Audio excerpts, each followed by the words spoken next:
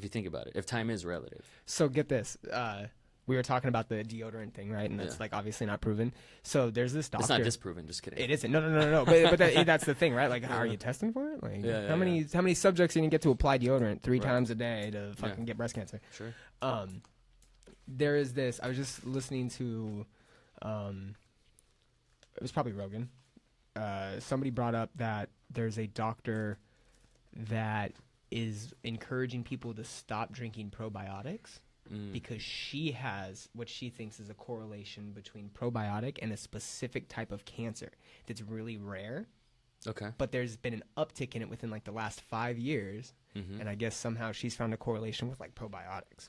So that I always get that weird, like, what are we doing? Does anybody really know? Like toothpastes. I'm weird about toothpaste. Yeah, I'm weird about toothpaste too. Yeah, I'm weird about I'm weird about shampoo. I get my shampoo from Whole Foods. I don't even use shampoo. Well, if I you just guys started love using this soap. conversation, we'll continue it on the Common Chaos podcast. Oh, we're live.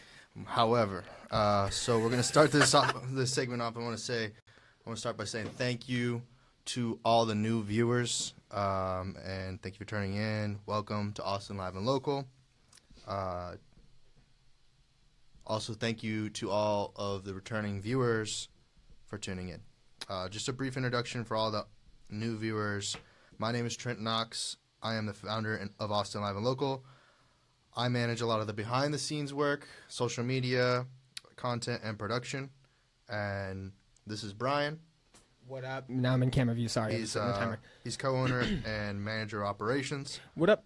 Brian, could you give new viewers a brief introduction of what you do at Austin Live and Local? Yeah. So I am essentially the voice of the live stream, I guess. I'm the one that does all the interviews and kind of probes the questions here with Trent. But what I do is I manage the artists. I manage the guests that we have. I'm the one that reaches out to you, gets your ideas for your collaborations, gets the information from you and your team and what you want to do, take it back to us, and then we build whatever project you're looking to build. So I'm artist relations, manager of operations. I got a couple different titles, but right now I'm the one that's reaching out to you, talking to you about your projects, picking your brain for what you're wanting to do, what you're looking to do, what ideas you have, and then we start from there.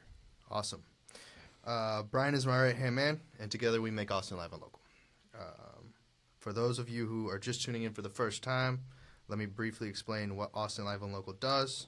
We are a digital media company that focuses on social media, promotions, online broadcast media such as podcasts and live streams, and from time to time we throw events. This is a very special week. Frequently we've been asked, what do we exactly do? And the easiest way to explain that is we help publicize, promote, and endorse local artists, brands, and events. And Brian talked about that on his end with artist relations. Now, this is going to be a very special 2 weeks, given that today is the start of South by Southwest. And if you're unfamiliar with that, it's just a festival with interactive music, film, gaming, comedy. It's when all artists come together that are in the independent and some just getting into the contract work come together and they discuss their projects.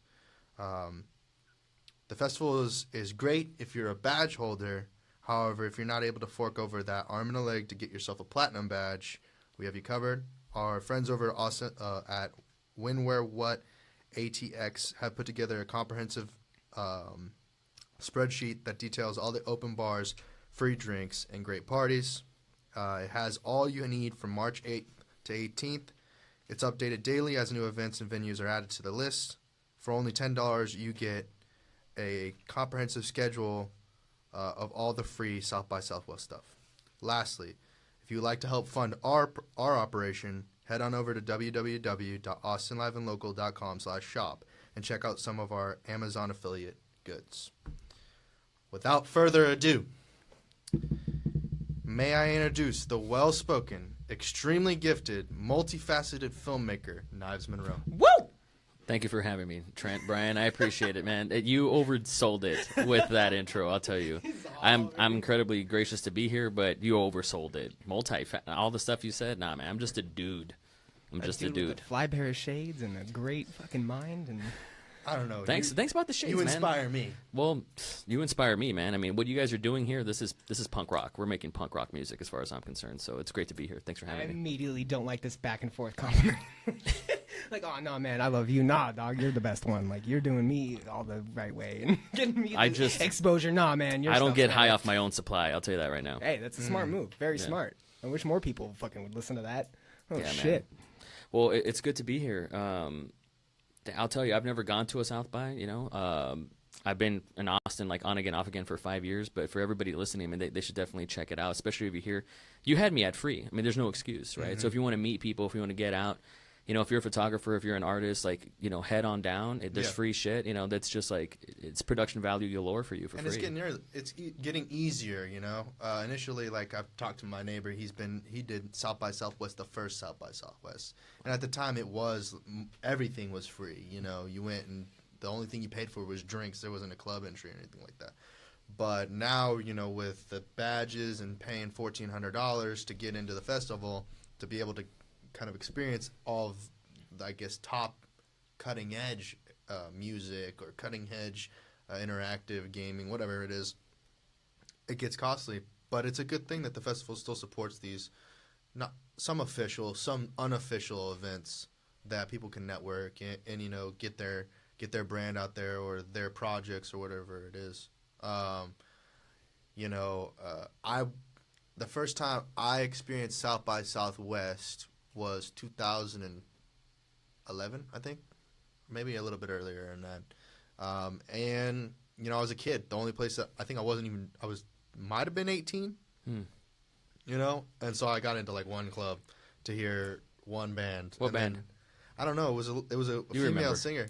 No, you don't know? It was random. Don't know. It was Paramore? random, yeah. Was it Paramore? No, I wish. You know, that'd be so cool. But no, it was just like a random local band that playing, you know, packed crowd because it is South by Southwest. So it was cool. I think that's probably the beauty of South by Southwest is you could be one of those bands that maybe you don't have a great following or maybe you're starting off and you just got lucky enough to kind of play a venue or play a show or even an unofficial show. We know a lot of artists, especially the ones that we've worked on here, that are doing unofficial shows, so they're not even on the actual list, but they are the free shows. They are the ones that you can get into. And I think that those are the ones where the networking and the connections are really going to be made because you're going to get those people.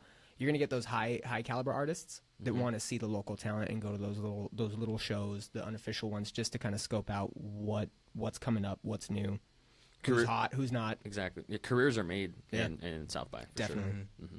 I remember I had the audacity in submitting a film to I think it was 2012 film festival and actually thinking that it was going to get in. Like I was so confident. I had no reason to be. I was 24 years old. I was just. Was it your first festival? My first film, first everything. Oh, okay. First thing I ever made, really. You know. And you submitted it to South by, you said? I submitted it to South by, $45. I was like, it's gonna get in. Right. I got to get ready. You know what I mean? I was just so. Like I said, that's why I don't get high on my own supply nowadays. But it was great. Humble pie, you know what I mean, to have at the end of the day. And I remember like the lineup that was there was Joseph Gordon-Levitt's debut film, Don John, with Scarlett Johansson and everybody. And I was like, oh shit, this is real films, you know what I mean? Like it's kind of hard to break in, but if you're good enough, I mean you can. So all those little indie bands and you know anything indie, like if you're just around the vicinity in South by, I mean you can get over. Prior to us getting on the live podcast, we talked about the Black Panther movie. Do you remember the commercial for Dogs, the new Wes Anderson? Yeah. So that's the film that's closing out the festival. Really? That's so cool. Mm-hmm. Rightfully so. I mean, he's an Austin guy. Yeah. Yeah. Wes Anderson. From what I saw, like initially, I think they didn't put out like the preview until this week, or maybe a week ago. For Dogs? For Dogs, like the one that like really tells the story or what entices people to go out and watch the film. And the one that I saw, the initial one, I felt like it was like, here's the teaser or whatever. And then the trailer, I was like, wow, this is an incredible film. I saw the trailer during 3 Billboards, and they played. I thought the gist of it. I don't know what I thought. It was like a 2.5 minute trailer. Yeah, where the kid like he is on an island, right, and they have to find him, and they kind of like do their whole thing, and then And I like Wes Anderson, so it seems like a fitting movie to close out South by. It kind of has that weird artsy vibe too. Like, it's not your action movie. It's definitely not a blockbuster. It is your artsy, keeping it weird type of film. But that's an indie blockbuster. It is though. No, and Wes Anderson. Any Wes Anderson movie is like an event. Yeah. What's your favorite Wes Anderson movie? Both of you. I mean, I gotta be cliche though. What? Royal Tenenbaums. No, That's the cliche answer. Budapest. Oh, the Grand Budapest. Yeah. That's a good one. I'd probably have to say the Grand Budapest too. That's a good Just one. because I like Natalie Portman. She's not in that. She had the little intro movie. If you went and saw the Grand No. Budapest. That's the Darjeeling Limited. Oh, was it? Yes, sir. Oh, okay. Maybe I got. But they made a short film before that. That was the hotel one, Yes, right? With her yes. and Jason Schwartzman. That's right. Yeah. Okay. So then maybe I'm thinking. Yeah. That- That's the one with Adrian Brody. Darjeeling. That's right. And Yeah, they're yeah. on the But train. that's my they're favorite. on the train with yeah, the Darjeeling. that's my favorite Yeah, Wes yeah. Anderson movie. Yeah. Yeah. Kind of backwards.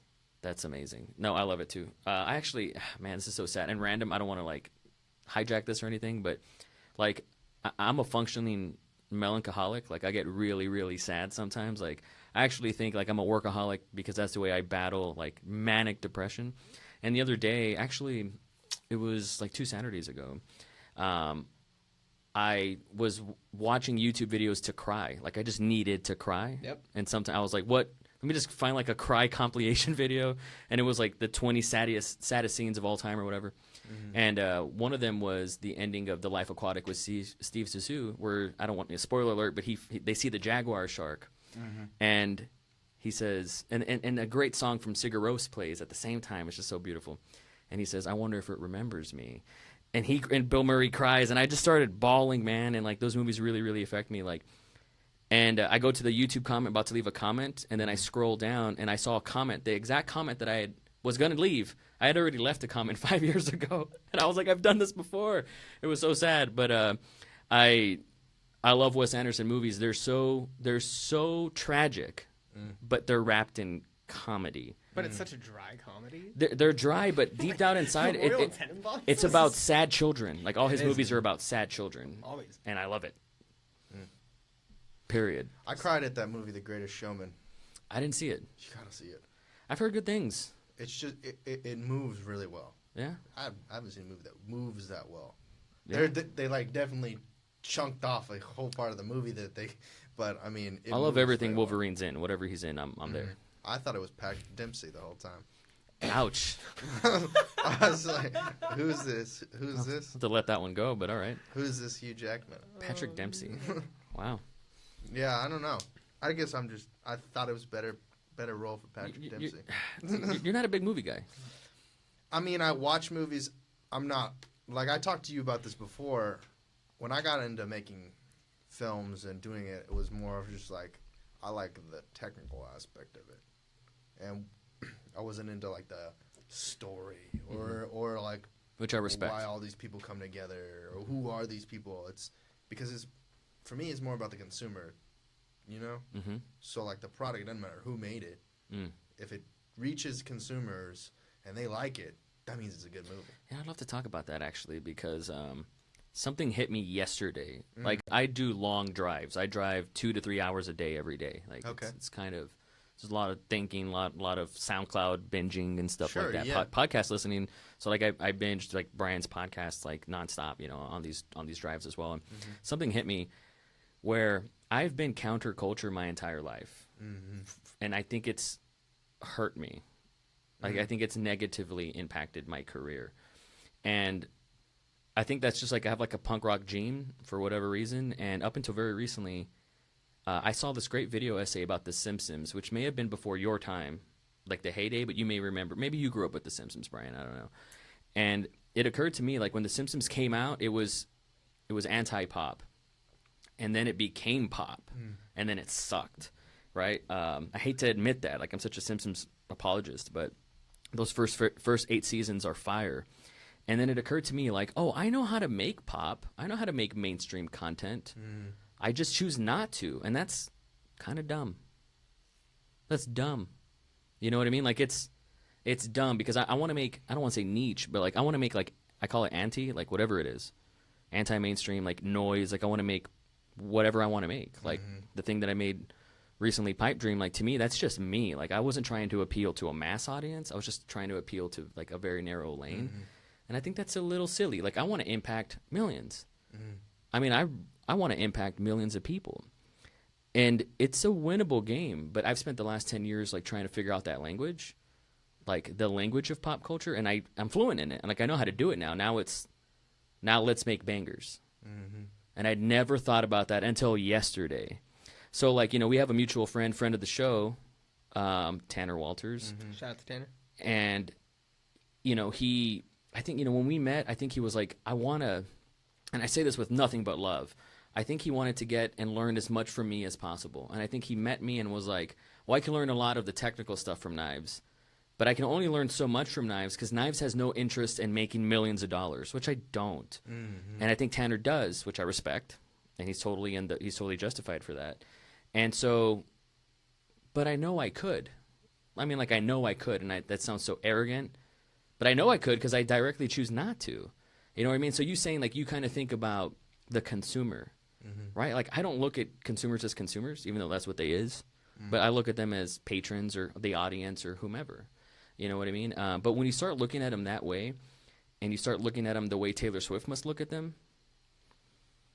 I mean, they sheep, though. You know what I mean? And sheep got to eat, right? And I know exactly what sheep like. And I'd be a sucker if I wasn't feeding the sheep. You know what I mean? Who am I to deny the sheep?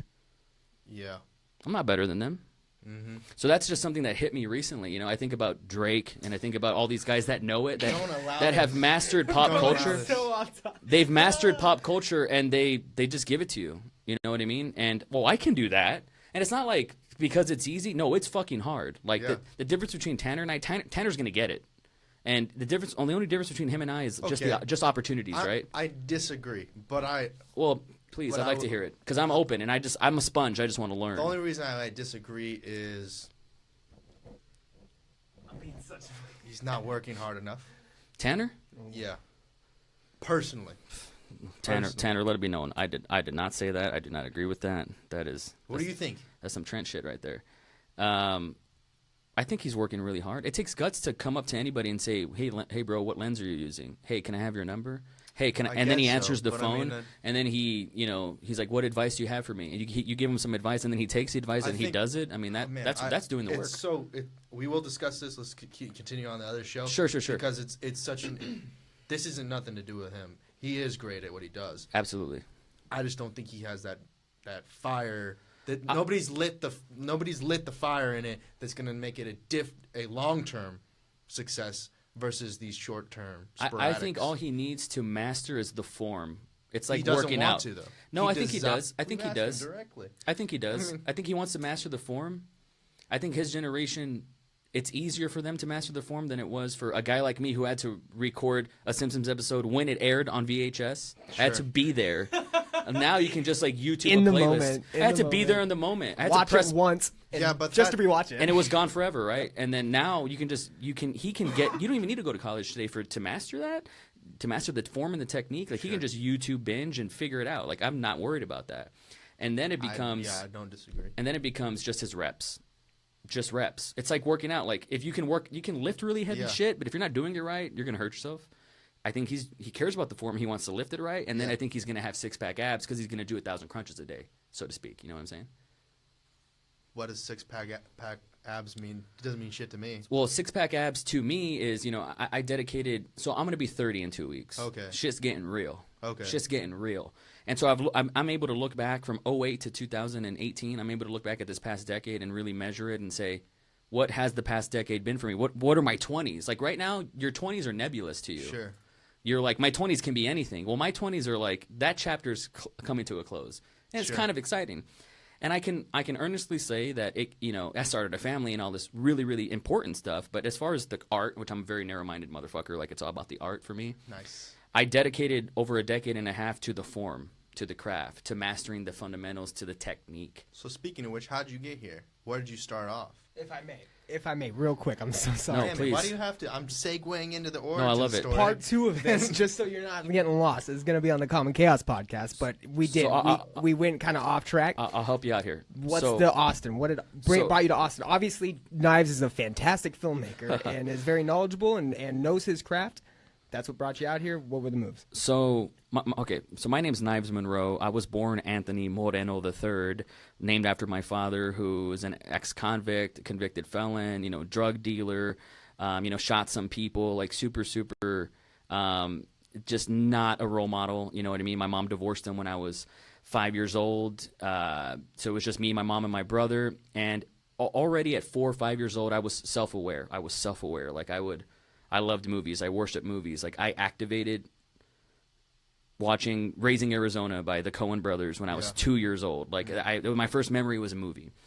And so it was always there. I just didn't even know that you could do that for a living. That just never became a possibility. My mom worked at a video rental store. She would rent me anything that I wanted. It was called All Hit Video in Donna, Texas.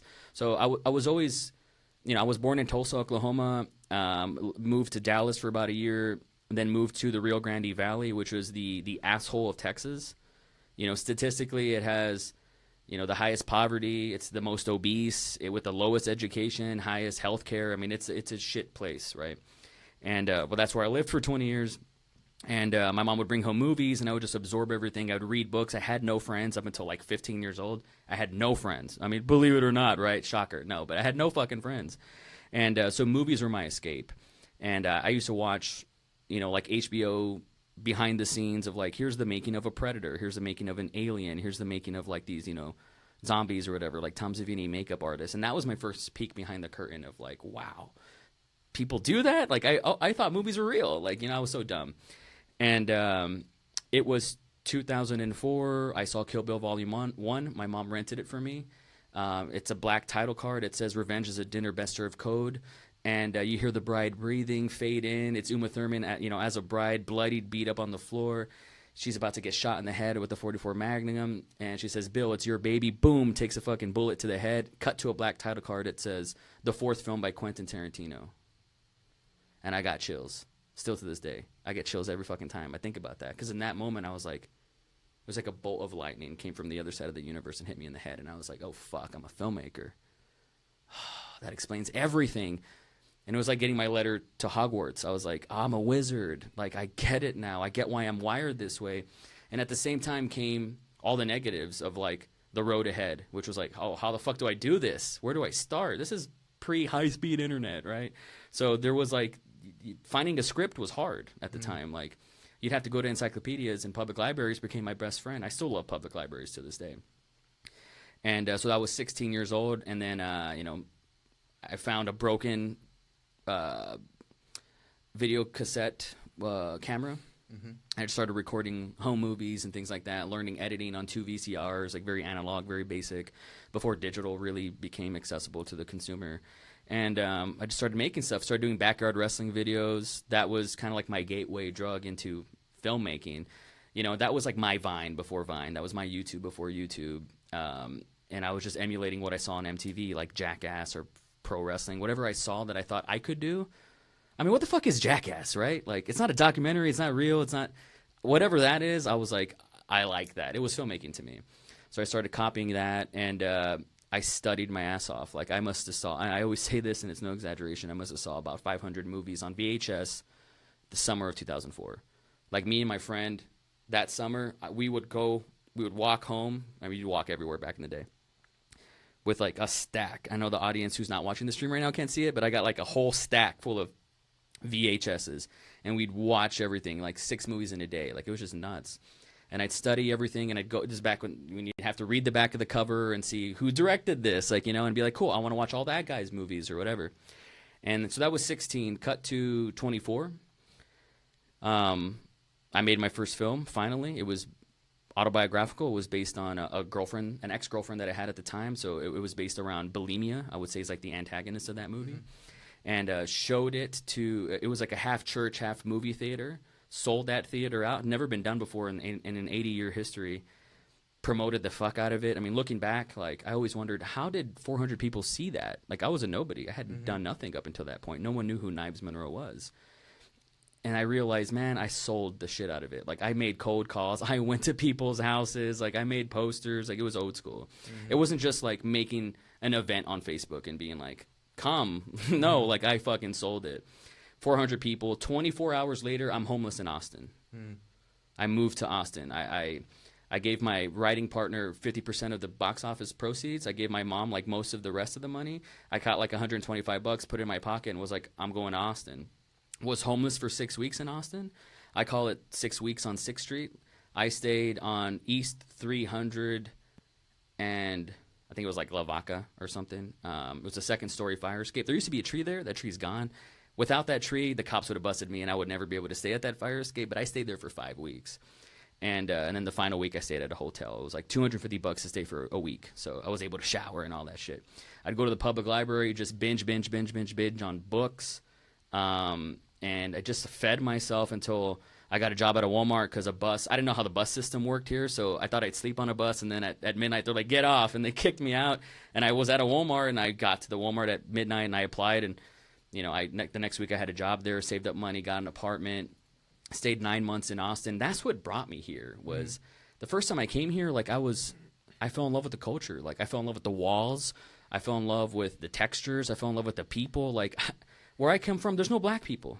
Where I come from, there's no white people. You know, I'm Hispanic. So it's 99.9% Mexican-American culture, which is groovy and all, but I wanted to experience everything, you know what I mean? So the first time I got a bite into Austin, I was hooked. I was one of those suckers. You know how people are like, tell no one to come to Austin, they're going to ruin it? I'm one of those guys that came here, and I fucking love it. And I wouldn't be here right now if it wasn't for taking that leap of faith, even though it was kind of like doing it the wrong way. Like no one should be homeless. But now I've kind of like looked at that and like course corrected it, at least the way I see it. And I look at it as like starting the video game on the highest setting. Because I knew that the rest of the shit would be easy afterwards. You know what I mean? I put it on European Extreme from the get-go. That way, I don't know why I did that, but you know, probably should have just went to college. It's a challenge. And I mean, at least for that 5 weeks. Yeah, I mean, 6 weeks, but yeah, and you know what? But I mean, even it fed my mind, man. Even if you had come and had only done it a week, nobody does that. You know, nobody. That's a move that not many people are willing to make, and you made it in pursuit of a dream. It's powerful, very powerful. It's very romantic. It's irresponsibly romantic. I wouldn't let my son do it. You know what I mean? That's a hard thing to justify. Why wouldn't you though? Why wouldn't you sit there and go, "Hey, you can do this, but have a plan." Hey, Man. You want to go and you want to tough the streets for 6 weeks? That's fine. Know that my house is always open to you. Know that you can always come back. But if you really want to go out there and tough the world and experience it, by all means. Yeah. You know, I would tell him, look, I love you. You don't have to. Right. You don't have to. I don't want you to. If Did you you do, have to? I respect it. No, I didn't have to. Exactly. And also, like, I didn't tell my mother. Like, if I told my mother, she would have talked me out of it. That's why I didn't tell her, you know. But I didn't have anybody in my circle be like, that's a dumb idea, don't do it. I don't think anybody believed me. I don't think anybody gave a shit about me, to be honest, which gave me the freedom to do that. So my son doesn't have that. He has the luxury of people that give a shit about him in his life. So I would respect it if he did it, but I would also tell him, you don't have to, just so he could hear that. Have you told him that story? He knows. How old is he? He's 12. Okay. Motherfucker's old. Do you think he comprehends it? Absolutely. Yeah. I don't think shit's real to him, like his generation. Like I was just getting on his ass the other day. Like I got an email from his teacher that said Aiden doesn't bring he hasn't brought a pencil to class in 18 days. And I was like, dude, we have pencils. You're just being lazy, right? I told him, your fucking sorry, I'm going on a trip, but I was like, your generation's biggest problem is going to be laziness because everything's just like texting or whatever. Away. Everything's just like a microwave thing away. And I was like, robots are going to take your fucking job, man. Like, you cannot be lazy. I was like, whatever you want to do, even if it's video games or build paper mache or whatever it is, you can't be lazy. Like, you need to be passionate about it, right? So, I mean, he trust me. I mean, I think he comprehends it as much as a 12-year-old can. And that's my point. But like when he's 16, 17, becoming a man, you know, in his early 20s, 24. Yeah. He's probably going to look back and go, fuck, my dad took a chance. My dad was badass, you know? And if that's something that I'm not saying that you have to keep reminding him, but if you just let him know, hey, the world's yours for the taking. You go out there and you take the risk you're willing to take. Understand that there's going to be a reaction to that. Yeah. But as long as you're prepared, as long as you're willing to face that, you should be able to do whatever you want. And you have a prime example. I think it's a great example that you came out here, took a chance. And so that goes to my next question. What have your successes out here been, and what have your struggles been? Like, you obviously were homeless for 6 weeks, but you got a job, you saved up, you got a spot. But as far as your career goes, what you were looking to do, you clearly came out here to be a filmmaker. Where did that transition? So you're not making films for 6 weeks. You're reading, you're in the books, you're getting the information. Once you got that upper hand, what have you experienced? It's a great question, man. It might not be exactly what you think. Like, it all depends on how you define success, right? Like, having an idea is a success. Executing that idea, like writing a script, is a success. Casting actors, that's a success. Scouting locations, securing those locations, securing backups, that's a success. Gathering and recruiting the film crew and getting the gear and making sure they're paid and all that stuff, that's a success. So, like, and so on, right? It's a domino effect. Like, I take a lot of joy and pleasure in micro successes. Like, as far as my failures, I don't hold them on a pedestal. Like, I don't romanticize them, but I kind of think they're more valuable than my successes. Like, it's a hard question for me to answer. Like, the first 9 months of me being in Austin, that whole tenure was like a big failure, to be honest. Like, I had an apartment. I ended up kind of, I don't know what you call it. Like, I gave it to somebody so they could, like, so, you know, they could pay the rent or whatever. And I was like, I don't want to live here anymore. Like, it was just dumb. Like, signed your lease over or whatever? I didn't even sign it. Like, I don't even know what the fuck let happened. I mean, my credit's great, so I don't know how it worked out. But that's ignorance. Like, I want to make that very clear. Like, all that. Being young and immature and not knowing what the fuck to do. And also, like, this isn't it is an excuse, but it's also a fact. Like, I didn't have people around me in a circle to say, that's stupid. Like, I didn't have friends and family be like, the fuck's the matter with you?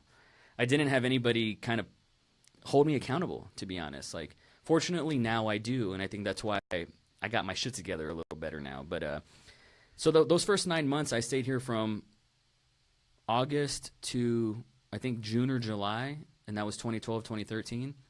And I went back to the valley 5 hours south of Austin on the border of Mexico to go see about a girl who later became my girlfriend, the mother of my children and my kids and all that stuff. My 12-year-old is my stepson, but to me, he's my boy. You know what I mean? And I got a 4-year-old biological daughter with her, named after Joaquin Phoenix, which was off mic. We mentioned that. And now they hold me accountable, and, like, they are my success. Like, the fact that my kids aren't assholes, that's probably my greatest success. But I failed. Like, that first 9 months here was like a big fucking failure. Like, I went home, like, I had nothing. I didn't have any possessions. Like, everything that I could fit in a bag. Like, it was a big fucking failure. Like, the only good thing that came out of it was I asked my girlfriend to be my girlfriend. That was the only, and I had nothing. So the fact that, you know, from then to now, and she's believed in me this whole entire way, she's held me accountable.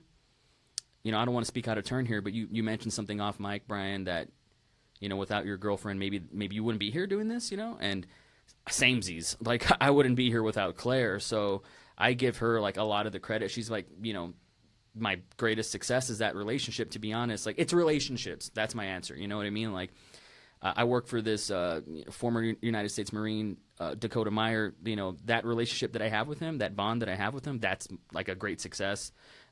Being here with you guys, like, it's people don't follow up. You know, you meet people for the first time, they're like, that shit's cool, man.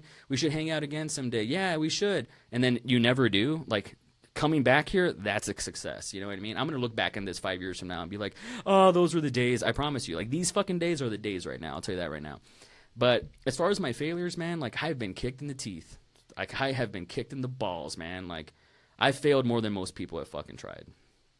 Yeah, I think that's interesting because there are so many older generations, even than ours, that are saying, "Oh, we've never been punched in the face. We've never been punched in the mouth." I say that's bullshit. A lot of us have been punched in the mouth, and that's the reason why there are there's a lot of us who have, but the ones that really succeed well, not necessarily they've been punched in the face. In their lifestyle. They have. So, like, Mark Zuckerberg's of the world, who's probably our generation's most influential person, you know, his failures are internal. You know, the support group was always there. If he failed, there would always be a fallback. But for us, not necessarily the case. Yeah. You know, for better or worse, like, I burned a lot of bridges, you know, because if you want to take the island, you got to burn your fucking boats. And there's no going back. You know what I mean? I'm not saying that's, like, the best way for everybody, but for me, interesting perspective. For a man that I just eliminated options. Like, I didn't give myself a plan B. You know what I mean? That worked for me. That may not work for my son or my daughter or you guys, but for me, I was desperate. Like, I had to make it about survival. That was the only way it was going to get done. And if I continue with that metaphor, you burn the boats, but the next person that comes there and gets on that island with you and has no idea how to live on the island, you're there to kind of... Did you ever see the movie Swiss Army Man? Yeah. I love that movie to death, but it's kind of like that. It's kind of like that. I'll just say that. But yeah, I guess, man. I mean, you got to find what works for you, right? Like, man, I'm very grateful for Austin, Texas. Like, there's some people out there who are not 5 hours away from a place where they can escape to try to be successful. So I was privileged, and I maximized my privilege. That's also part of it, too. Okay. Took opportunity. I took well, it. Not to... Sort of. Like we said, you could have went to school during those 5 to 6 weeks. You know, like the truth is, and I don't want to romanticize this either, because I don't want to be a hypocrite when I'm going to tell my son to go to college or my daughter, even though by then it's going to be like VR or some weird shit like that. But I curse a lot. Is that okay? That's fine. Fuck. He cringes. I'm so sorry. There's some. Hey, sponsors, like, we love you, man. So don't take it personal, all right? I forgot where I was going. What's a sponsor? No, I'm just kidding. This is your fault. Continue this. But, you know, yeah, so college wasn't for me, man. Like, I didn't, this is where I'm going to feel so bad saying this. I regret it already. I regret it already. But I never did homework, ever. I never did homework. I remember the day where I was like, I'm not going to do this shit, 2nd grade. I was like, not going to do this. No. I only went to school for the free lunch. I'm with it. That's it. There was free lunch. There was, like, the breakfast pizza. Fruit Loops. Pig in a blanket. That's why I kept showing up. Gotcha. Dude, a funny story. Funny story time? Funny story time? Sure. 7th grade. Did you guys go to PE? Did you guys have that? Yeah. Well, not for me because I was in football. But same difference. Excuse me. Just kidding. 7th grade, I had PE. Sure. For 2 semesters, and I never went. I never went. Last day of school of 7th grade, in order to get your report card, I had to get it from the PE teacher, who I never met. And I go and I'm like, hey, coach, you have my report card. And he's like, who are you? And I'm like, my name's such and such. And he's like, oh, that name sounds familiar. And he looks, he has my report card. And he's like, you've never showed up here, ever. And I was like, yeah. And I was like, what's my grade? I had a 98 in PE. I never fucking showed up, ever. I would just skip and I would walk around, or I'd go to the band hall and I would just fuck off. And I just didn't, I never went. I never took it seriously. I was like, who's going to go to that, you know? And he laughed his ass off and was like, I can't believe it. He's like, here, man, don't tell anybody. And now I'm telling the world. But that was, that apathy was all my teachers in high school. Sorry, Donna High, but it's true. These are the counselors that told me, no, there's no such thing as film school. There's no such thing. Sure. They told me that. They're fucking liars. They were lazy. They were lazy. You know what I mean? So I gave college a chance. Texas. Exactly. I gave college a chance, and I was like, wait a second. I pay for this? I don't want to pay for this. I'm paying, and I don't want to be here. I'm not going to pay for this, man. Like, so I don't have to worry about debt like some people that have like $200,000 of debt or whatever. So I got out, and I just went to YouTube and films and books and all that. Yeah, which is very meritable right now. Though it would have gotten you out of having to live on a fire escape. If you really put your... Did you have fun living on If you'd have put your mind to it like you do filmmaking now, Sure. you would have had your, you know... I mean, I could be the best detective of all time if I put my mind to it. Yeah, not everybody's got that passion. But also, that's not who I am. That's Sure. not me, you know? Yeah. Like, that's just not But you me. eventually had to. Through the system, through the corporate system, you had to. You had to go to Walmart, Yeah. you know. Oh, that was terrible. I hated that job. Really, how'd you feel? I felt can like I connect was with like a that. money launderer. I don't know. Can you be more specific? Like, I remember this, look, no judgy, because, like, I've really grown super fond because of Dakota. Like, I've really grown super fond because they're amazing people. Of, like, kind of like, I guess, like, gun toters, you know? Like, you know, people that have M4s and AKs and shit like that, and snipers, because he's a sniper and everything. And I shot my first gun because of him, and, you know, I've really gotten to appreciate guns. But I remember working there, and like this one guy bought like a fuckload of rounds, just a lot of rounds, and like a gun. And I was like, deet, deet, deet, scanning it. And I was like, hey man, it's like 300 whatever. And he paid in cash and he walked away. And I was like, what's he gonna do with that? Like that transaction was too easy. But then a 16-year-old comes and he buys a spray can, and I got to card him. Sure. But the bullets is cool. Like that was weird to me. Yeah. See, I had a very different experience. I was trying to get people to stop from, piracy. Oh, dude, I'm the biggest pirate there is. I know, and so am I. So it's just I catch the wave before it happens. We're all hypocrites, brother. It's all good. Yeah. Sometimes the system has to find the people that are the worst at following the system to defend the system. So it's just strange. I don't know. I go both. I feel like I align with both ways because eventually change has to come.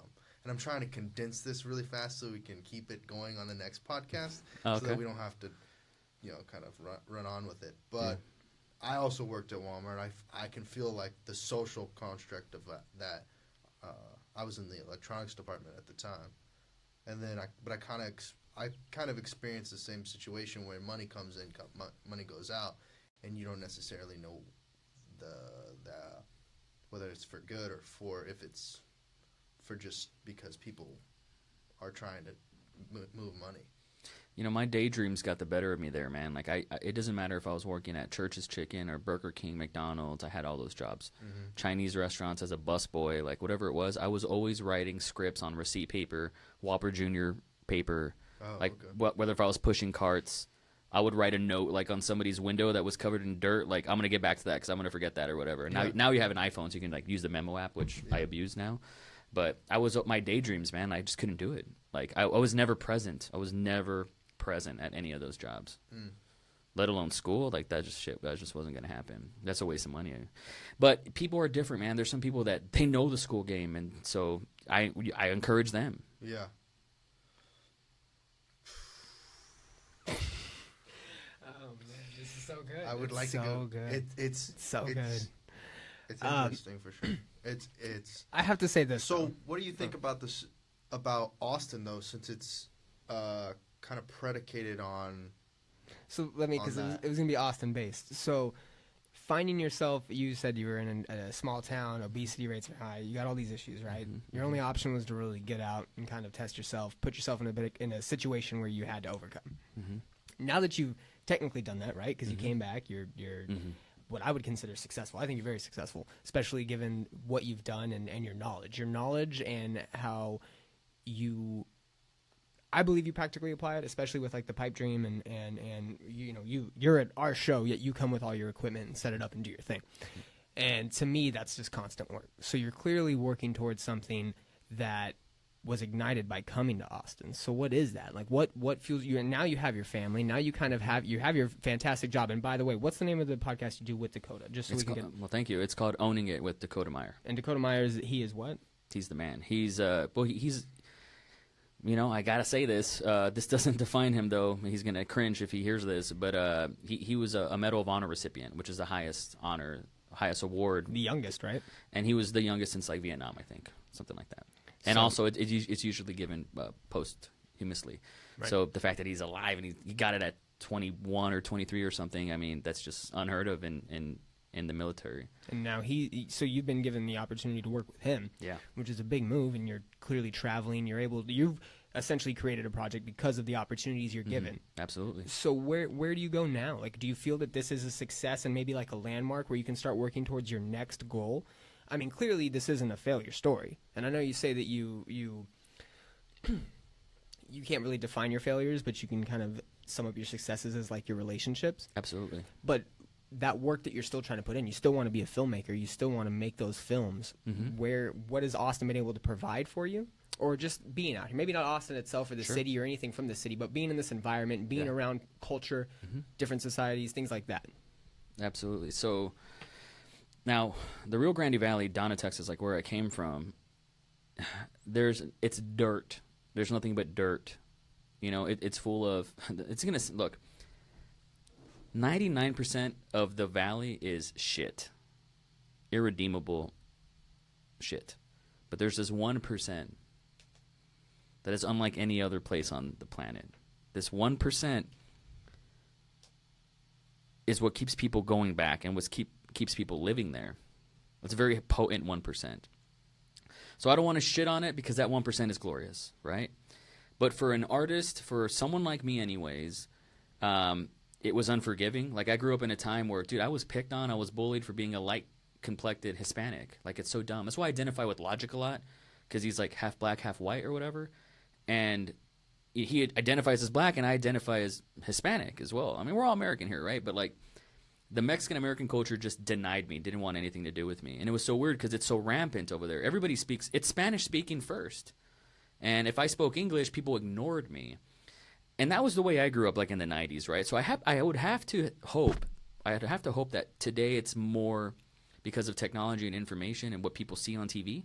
I hope people are more open-minded there. But it pushed me out. It didn't want me.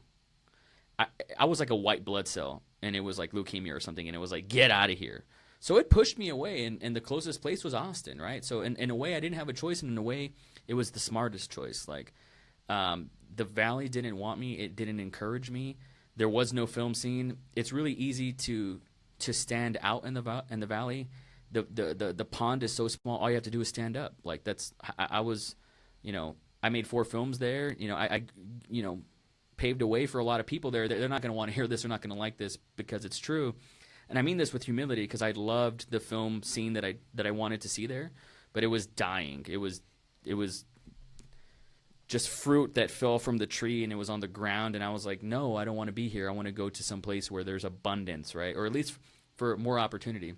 So I was actually working out 2016 and I do this little meditation thing, and I was deeply meditating, and something occurred to me where I was like, Knives, why are you busting your ass so hard here when you can take the same energy, same conviction, same passion, put it in Austin, and you'll have 10% more opportunity, and that's better opportunity. Like, just do that.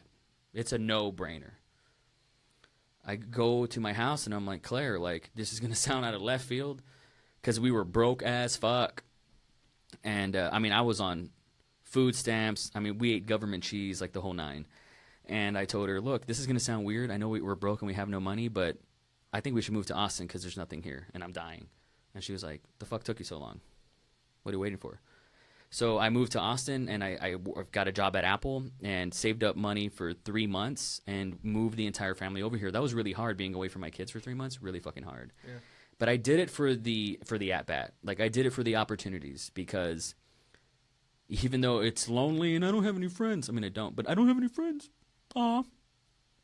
Poor Knives. No, but, I'll be your friend, Knives. Even though, thank you. I'm going to fucking hold you to that, Brian. You already said it. You said it on air. You said it on air. You and Trent are friends, right? You said it on air. Wait, are you guys already friends? Because if you guys aren't friends, Trent, that's on you. That's on you, bro. I don't know. Our friendship is way different because I have strikes. Yeah. So I've been at bat. Yeah. And taking hard strikes. Mm-hmm. It's you're lucky. Well, I am lucky for sure. But like we said in our first time we met, like, luck is preparation meets opportunity, right? Like, like Hall of Fame baseball players, their batting average, they miss 70% of their shots. Yeah, but that means 30% of the time. At 17 and until today, how prepared do you think you've at been? 17? But before 17, because 17. 2017? No, 17. Years old? Old, yes. What about it? Of age. Before that, how prepared were you for taking on adulthood? Adulthood? Like, dude, I don't even feel like an adult right now. So, yeah. Like, I don't feel – I think in – Do you mean like maybe like the real world? Like that? No, you mean paying bills? Adulthood. You mean paying bills? The response – being how responsible old are you, Trent? I'm 24. Okay, so, if you want to be like all biological and shit, like, your brain's not even fully developed. Sure. It doesn't fully develop till 26. Sure. So is that what you mean by an adult? Like, what do you mean by an adult? Yeah, define adulthood. Society deeming you as an adult by age. Which is 18, right? Well, 17. 17, fine. Okay. So that's what I'm saying. Before that, how prepared were you to take on the system? And then many of my friends and myself have fallen a victim to the system, from stupid things like trying to steal a microwave out of the high school, and then getting charged with a federal crime. Or is that the system failing you? I didn't say that. What I'm saying is that you probably failed the system. I failed the system? Not you. You overcame the system. No, I don't think so. Okay. I don't think so. Like, Maybe it's the system. Maybe the system is. okay. So the system's rigged. It's a rigged game. That's for certain. So you were prepared at 17 for a rigged system? Absolutely not. No. I mean, I didn't even look at this, dude. Like, okay, so when I'm 17, I'm looking at an elephant, right? But I'm looking at it from an inch away. I can't see the elephant. Yeah. And then the older I get, the further away I get from the elephant, and I can see the whole thing. Sure. If you want to call that adulthood, I'm down for that, right? But at 17, I didn't even fucking know I was looking at an elephant. I know I was looking at something that looked scro to me, but I didn't know that it was an elephant, right? Truth be told, right? But I wasn't prepared to be an adult. Like, I couldn't even see, like, 4 inches in front of me. But I also didn't care about being an adult. Like, in a traditional sense of, like, I want to pay bills now, and, like, I'm my own person. Like, I didn't look at it that way, to a fault. That's not cool. I don't want to romanticize that. Like, I was an ignorant, narrow-minded artist that only cared about making shit. So, I mean, I kind of see what the benefits of Austin are, the culture and the community. What stops you from going from here to, like, New York? Well, I'd like to just visit New York before I decide to move there or something. Like, Okay. I just recently visited San Diego. I thought it was pretty nice. Sure. I was like, I like this place. You know, I like Austin too. Like, you know, look, I'm not going to be so audacious to be like, I want to have multiple homes. But, like, I would like to have a home base here in Austin and a home base in New York, right? Like, if that was possible. Or at least go to New York for 2 weeks or whatever. Like, nowadays, like, you don't have to really, like, make a camp anywhere. Sure. Like, you don't have to live in New York. You can work out of New York if you're good enough. You know? But Austin, and with the internet, like, dude, you can travel and go anywhere and connect with anybody and work with people anywhere now. Like, you don't have to move. Yeah. You don't have to. Like, if you're a dedicated actor, stand-up comedian, you're a dedicated rapper, you're a dedicated whatever you are, and you don't have to go to L.A. this time. You don't have to. You don't have to.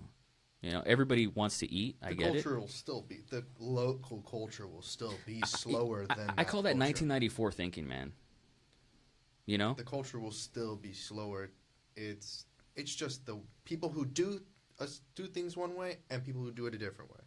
You know, so people here are going to be connected to the internet 24/7. Then you're also going to have those doomsdayers who don't want to have anything. Let me tell you where people fuck up when they try to be like other people. Sure, yeah. When they try to copy somebody else's success, so this person did that, I want to do that, you already fucked up. There's always an enigma, though. You may not be trying to do what other people are doing, but the enigma is that you're doing what other people are doing, regardless of whether you know it or not. That makes sense. Like a podcast. Everybody does podcasting. If you're doing a podcast because everybody's doing it, your podcast's success rate is slim to none. But if you're doing it because you got a better chance of succeeding, whatever that is for you. Yeah. And I mean, that's something that I've come to a conclusion that this is just art and doesn't matter. So, it took a while. You know what matters, man? What people remember. What matters is, I know it sounds cliche, but like how you make them feel. Mm-hmm. That's what matters. That shit sticks around. That's currency. Yeah. And I think that, you know, you said a lot of great things during this podcast. And I hope that this information will trickle off to somebody who's in Austin, who, you know, is going through that underground scene and trying to make it out like you have. Because Austin is a trap as well. As much as the Valley is, Austin is a trap. For some people, it's too big. They can't see the... For fun people? Is that what you said? No, for some people. Oh, for some people. Some people. I haven't even gotten started here. You said that you I think that's what's that's advantageous for you. But for people who grew up here. Yeah, I suppose. Well, then, yeah. I mean, that's a punk rock nature in anybody. Like, most people just want to leave their hometowns. Most people. And then they move, and then they're like, you know what? Austin was pretty cool, you know? Some people feel that way anyways. Brian, you had something? You said that you had, like, you created a little film following or a culture around film back in Donna, because you said that there wasn't one. Yeah. Apparently the teachers out there didn't know that there was film school, which is a thing. Yeah. So, I mean, do you have plans on doing something like that here? Do you have plans? met you or became familiar with you through one of the podcast groups that I'm in. You know, groups like that, they have meetups, they bring people together, they kind of create that culture. That's how we found this studio. That's how we've been able to connect with the people we have. Do you have any aspirations to do that? Create maybe like I mean, you have your Facebook group, the Indie Darlings by Nyes Monroe. If you guys are on Facebook, check it out. You do Pipe Dream on there. Yeah. Is it something that you're looking to do out here? Because there's definitely, I think, a niche for it. I think you can definitely get those underground, especially the younger kids, man. The younger kids may not know what it's like to have to put in work, even with the opportunities they have with the new mediums, with being able to connect easier than you did when you were 16, 17, being able to get in touch and network with people a lot easier than you were able to. Maybe if you can kind of take that ethic and that culture of just hard work, following your dreams, not worrying about the risks or the outcome of them, just following what you want to do, I think that'd be a very impactful culture, because I do think what Trent's saying can be kind of trappy out here. You know, you have your little film schools that are popping up that have their recognition, and, you know, you have your promoters. For all aspects of entertainment, you do have your niches. Do you see yourself in any of those niches? And if not, are you looking to replicate what you had down in Donna? Because that would be a powerful move, I think. And you definitely can speak to that. You can definitely, I think, be the flag bearer of this underground film culture for sure. I don't want to be. No? Okay. No, I don't want to be. Like, right. You know, I'll say this. Like, in the past month, like and Pipe Dream's just a thing, guys. Like, it's just a thing. Like, for the listeners, if you watch it, like, even if one of you watch it, thank you. But it's just a thing. Like, it's just a thing. It's like one song on one mixtape, right? So I don't want to put it on a pedestal myself. But I'll use it as like a touchstone. Like, 2 weeks, I must have came up with the idea like a month ago. And then 2 weeks later, I executed it. And here we are 2 weeks from, after. So it's been about a month, and I have evolved at such a rapid pace from that idea. I'm a little tripped out about it. Like, I have evolved at a fucking rapid pace in a way that usually took 4 years in my timeline. Like I said yesterday, like maybe I said this off mic, but I think I said it on the podcast. I can't recall, but I want to reach. I don't want to relegate myself to niche. I don't. I have. Like, in the Valley, I told all my stories. The end. Like, that's the way I look at that. Like, I told all my stories. I looked around. I was alone, and I said, I'm going to go where I'm needed. So I came to Austin. And it's a place where I needed to be. And I have not told all my stories here.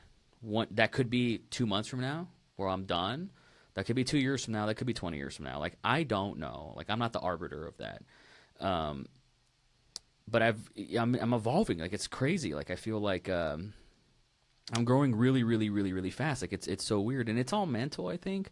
But I really want to reach as many people as possible here. So I want to, and I have no problem saying this. It's not like you're a magician trying to like trick people or whatever. Mm-hmm. In this generation, authenticity and transparency is like really how you win. Like, that's how Drake won, right? Like, he's like, dude, I know I suck, but here's fire. Like, you know what I mean? That's how he won. But so, like, full transparency, like, I want to make stuff for everybody. Like, I want to make stuff that our moms can watch. I do. Like, I want to make stuff that your mom says, hey, Brian, like, did you ever hear about this? And you're like, how the fuck did you hear about this? How come I don't know about this? Like that. I think there's a way to do it. And I want to apply my 15 years into that, and I want to make bangers. I want to make hits, because once I have that power and that notoriety, well, then I can Trojan horse people with like my weird shit. Right. And then people are going to be like, he's a genius, but nobody wanted to fucking give that credit today. People don't want to give my weird shit credit today. But after you're in the mainstream and you drop little weird shit pebbles into the stream, people are like, you're a genius. And that's fucking funny to me. And I know it's true, and it's historically correct, and so I want to do it myself. Prime example I think of that is like when people found out about Four Rooms. Like when Four Rooms came out on Netflix and was the big deal, and you found out Tarantino had like a scene in the movie, right? Mm-hmm. Everybody starts, oh my God, Tarantino is a genius. Did you know about Four Rooms? Four Rooms was out for quite a bit before Pulp Fiction ever came out or any of the other films, and yet now everybody's on the bandwagon because Quentin Tarantino made fucking Right. magic, right? And that movie bombed when it came out. It did, and like my favorite part about that's the Bruce Willis thing, and like how the connections that Madonna. I mean, there's so many people in that movie that you're kind of like, how does it flop? Because it's weird. It's a fucking weird film for sure. That's right. And now looking back on it, it's very Quentin Tarantino-esque, right? But nobody gave a fuck about it. What was going on? Grindhouse as well. No one gave a fuck about Grindhouse. Death Proof. I think that did have that had a lot of, at least where I was. Box office wise, it made nothing. And when I went to that movie theater, nobody was there. Really? Dude, I'll never forget the poster. You know, you go to movies to show posters of the movie. It was just duct tape that said Grindhouse, and I was like, damn, I love that aesthetic. Dude, no, there was no poster for it. Like, I thought that was the aesthetic. Thought it was the poster I thought it was the poster. I was like, that's clever, man. That's fucking clever. No, they didn't give a shit about it. And maybe this is a Valley thing, but I was just like, and I was the only, me and my girlfriend were the only ones in that theater. It could be because I'm from Palm Springs. It's not as poppin', but there was like a. You guys are on the up and up. You got both films. And you got, I think, like a little. I think you might have gotten his scene from 4 Rooms. You got something special from him for sure. But it was like a thing. I mean, there's no reason I don't think you could build. I understand that you're not trying to. Because I've been appealing to I've been appealing to just filmmakers. Right. Okay. And I don't need to do that. I don't need to, because here's why: they're gonna succeed or fail without me. You know, they don't need me. Like in 2010, like people needed to know, like, how do you make a stabilizer? Like, how do you make all this indie stuff? This is before like iPhones really popped and before everybody was a content creator. And now they don't need tutorials. Like, everybody knows how to do it. My mom knows how to do it. She knows how to apply a filter. You know what I mean? She knows how to color grade, pretty much. So they don't need like a person to give them a tutorial. They don't need me to give them permission. Instead, it's like, I love you guys. You know my roots, but I'm gonna go make bangers. I'm gonna go make pop videos. Like, I don't mean pop videos like Miley Cyrus pop or anything. I have nothing against that, but like, I know how to do it. I know how the masters have done it. I've just really loved niche this whole entire time. I've really loved subcultures and like anti-pop. Like, I've really loved that stuff. Counterculture. Yeah, I mean, I've always loved that. That's the stuff that like gets me going, and that's who I really am. But it's like, you know what? How did you guys ever hear Gambino's Redbone? That's all he did. That's all he did. Not that that's all he did, like he made it easy, but like, I see what he's doing. I see exactly what he's doing. Like, he made a pop song. He made a Prince song. Like, I get it. I fucking get it. But all his geeky, cringy shit in the beginning, I loved that. But that wasn't going to be the shit that got him over. It wasn't.